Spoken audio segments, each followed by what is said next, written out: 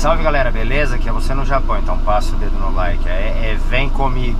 Jaspion, okina aku hodo Jaspion, fusoku wa nai ze. Ore ga seiki da. Jaspion.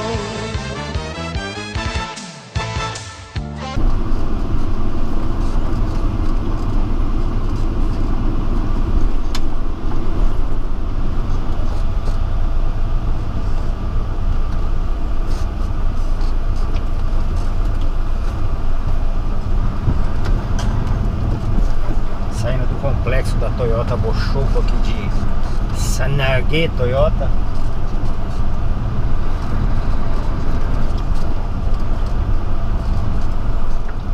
E vamos ao assunto do vídeo. Bom, pra quem não me conhece, meu nome é Yuji, eu tenho 46 anos de idade. Metade desses meus lindos anos de idade foram aqui no Japão. Cheguei no Japão com 23 anos. Estou com 46, são 23 anos de Japão. Sou do interior de São Paulo, Presidente Prudente. Moro na região de Aichiken, próximo a Nagoya, que é a capital da província da mesma.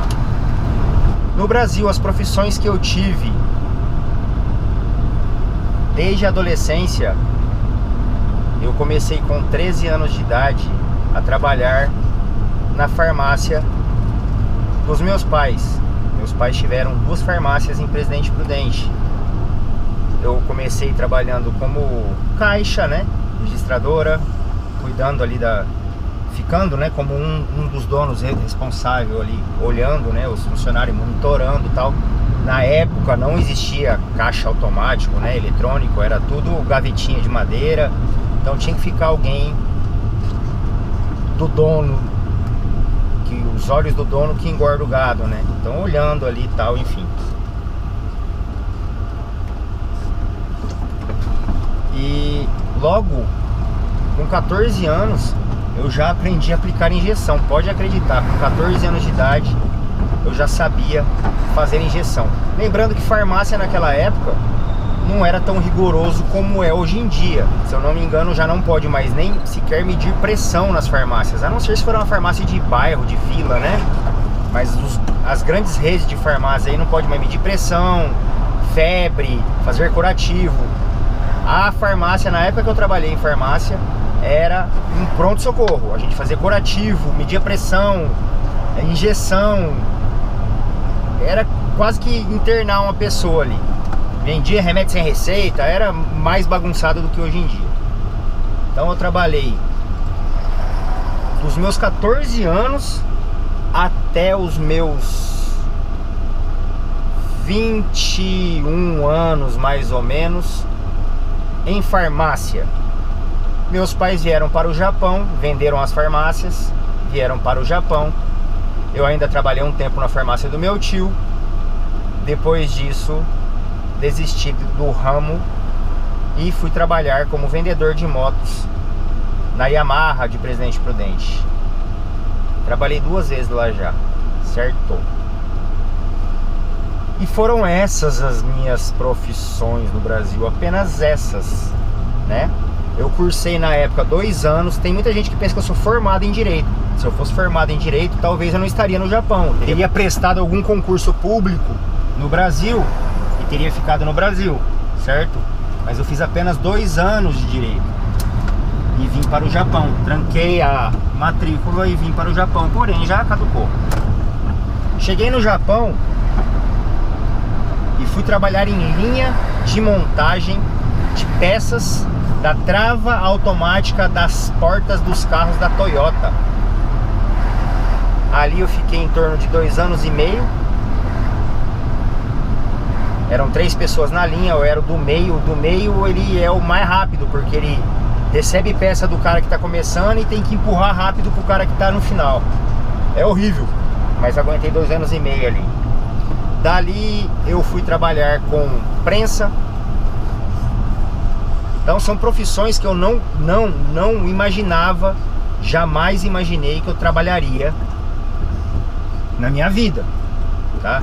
E é como a maioria dos brasileiros trabalham aqui no Japão, tá? Essas profissões que eu vou citar no decorrer do vídeo. Diferente dos Estados Unidos, que os brasileiros vão para lá para trabalhar como em rede de hotelaria, né? Como faxineiro, alguns viram empresários, etc. Mas aqui no Japão são essas as profissões dos brasileiros. Trabalhei com prensa, eu prensava a guia, o volante do motor, a guia, chamava guia, que é só aquele aro dentado que vai no volante do motor. Prensava aquilo lá, fazia todo o processo de temperar aquele ferro, aquele metal. Depois daquilo fui trabalhar com solda, soldando essa própria guia num prato, que é o prato ali onde vai engatar no câmbio do carro, né? Então eu trabalhei com solda, só que era solda robô, né? Eu montava o kit, colocava na máquina, dava start, a máquina soldava. Só que eram várias máquinas numa linha, ficava rodando que nem um peão, que nem um doido. E quando ficava pronto de uma máquina, tirava e analisava a peça, o formato da solda, etc e tal. Lembrando que eu não tinha nenhuma experiência nessas profissões. Você entra e é treinado ali por... Depende de cada um, uma semana, um mês, para fazer aquele determinado tipo de serviço. É assim que funciona. Ninguém, a grande maioria, vem para o Japão sem nenhum tipo de treinamento no que vai começar a trabalhar. Já trabalhei com torno, né? Com torno automático, tá? Não é aquele torno manual que você tem que ficar rodando, não. Mesmo sistema. Colocava a peça bruta lá, né? Ela já estava programada para cortar determinado lugar na peça. A minha função era só ir passando de uma máquina, cada máquina de torno torneava uma parte da peça. Então eu pegava a peça bruta no começo da linha, 14 máquinas de torno, cada máquina torneando uma parte da peça, e no final da 14ª máquina a peça saía pronta para ir para montagem do motor, do câmbio, etc e tal. Trabalhei muitos anos com torno. Trabalhei muito tempo com cromagem também, cromagem de fivelinha de cinto de segurança, de amortecedor de moto, de retroescavadeira. Esse trampo era até que gostoso, apesar de pesado e meio sujo, né? Porque tem que lixar a peça antes de cromar, blá blá blá. O que mais, cara, que eu vou lembrar aqui? Já trabalhei com tanta coisa, são 23 anos de Japão. Mas o tempo que eu mais trabalhei foi com caminhão. Já tenho 15 para 16 anos na boleia aqui no Japão. E eu sou um dos primeiros ali, né? Se eu não me engano, eu tenho uma foto inclusive publicada lá no Instagram. A primeira vez que eu dirigi um caminhão aqui, não foi já um de grande porte, mas foi um de pequeno porte. Eu dirigi em 2007 o primeiro caminhão aqui no Japão, 2007. Tá?